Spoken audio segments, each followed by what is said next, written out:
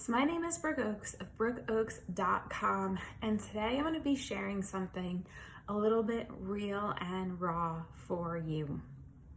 So what you may not know is that I went through a mentally and verbally abusive relationship.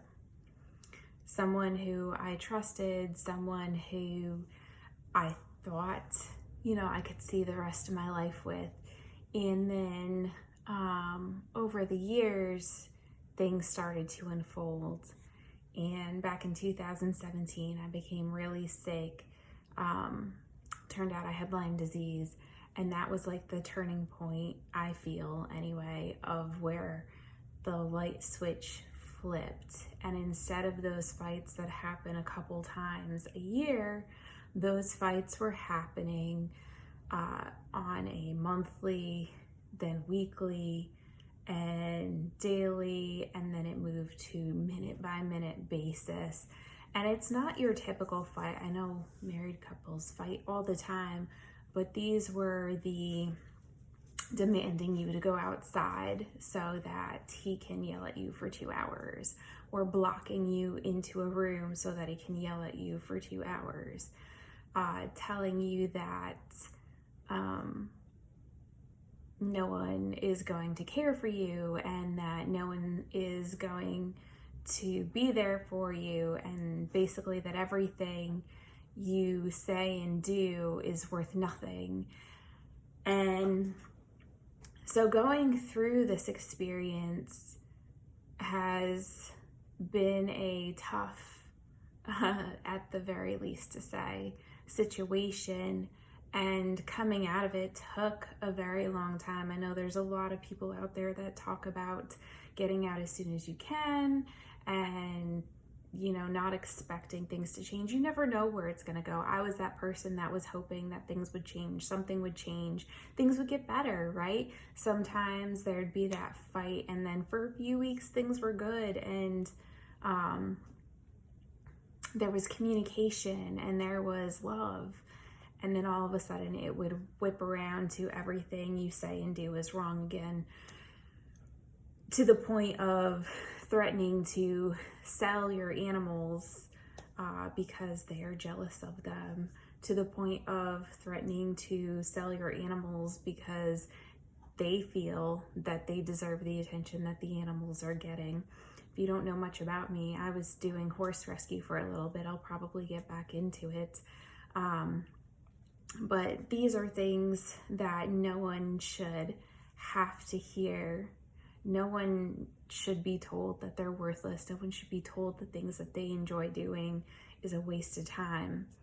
And when you start to realize that there's an issue is when you need to hold on to the hope that there are better things. And so, to make this long story really short, what I started doing was collecting a journal. And over the course of a year and a half, I had 32 entries of different things that were said to me and done to me that no one should have to go through. When someone tells you that everything they have is worthless and it's all your fault, like, you have choices in life. You have choices to get out of that situation. For instance, when someone tells you that they are going to get a girlfriend because they want someone else that's going to go do something that you don't feel like doing that day. That's something you don't need to listen to. If you're someone who's going through these things, I highly suggest starting a journal kind of like I did and building things up over time. And I even went as far as to take pictures of the messages that he sent to different girls looking for intimacy, looking for someone to complain about me, if your husband is messaging girls at all hours of the night, whether they be fake accounts or not, there's a thought there that you're not good enough anymore. And so I saved these screenshots, I saved everything, and I compiled them as a way to build a case for myself. Because if you're someone who's stuck in one of these situations, the hard part is convincing yourself that you're worth more and that there's something better out there and that you need to get out. And so basically what I did was save everything. I should have saved everything from way back when it started.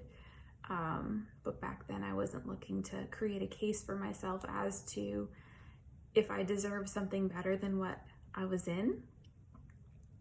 So I suggest that if you're someone wondering who you're with, or someone who's wondering if the relationship you're in is going somewhere or if it's going to end up being detrimental. My relationship got so bad that I was literally sick all the time. I was in the doctor with fevers. They diagnosed me with having an autoimmune condition, said that I had chronic mono. I was getting mono 3 times a year. And right now the doctors are very hopeful that I'm not going to get sick anymore. As of right now, I'm actually doing really good. No fevers, no nothing. So collect that information, build that case for yourself. If you're not sure what to do, collect the information. It's not going to hurt anything. Maybe you'll see that maybe there is something missing that you could be doing.